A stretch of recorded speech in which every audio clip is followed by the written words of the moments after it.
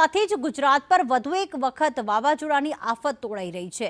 હવામાન નિષ્ણાંત પરેશ ગોસ્વામીએ નિવેદન આપ્યું છે કે અરબ સાગરમાં વરસાદી સિસ્ટમ એક બની રહી છે અને આ સિસ્ટમ વાવાઝોડામાં પરિવર્તિત થઈ શકે છે।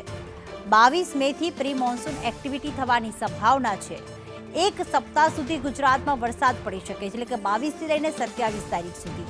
કેટલાક વિસ્તારમાં વરસાદથી ભારે વરસાદની પણ સંભાવના છે, તો કેટલાક વિસ્તારોમાં અતિ ભારે વરસાદની પણ સંભાવના છે અને કેટલાક વિસ્તારમાં મધ્યમથી ભારે વરસાદની સંભાવના વ્યક્ત કરવામાં આવી છે।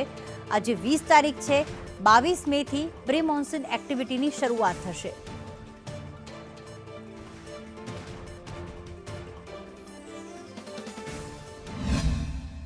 બાવીસ 23 મે થી લઈ અને 1 જૂન સુધી ગુજરાતના અલગ અલગ વિસ્તારોની અંદર 2 થી લઈને 4 ઇંચ અને અમુક વિસ્તારની અંદર 4 ઇંચ કરતા પણ વધારે વરસાદ પડે તેવી સંભાવનાઓ દેખાઈ રહી છે। અરબ સાગરમાં સાયક્લોન બનવા માટે અનુકૂળ પરિબળ છે, એટલે આ સિસ્ટમ છે કદાચ સાયક્લોન પણ બની શકે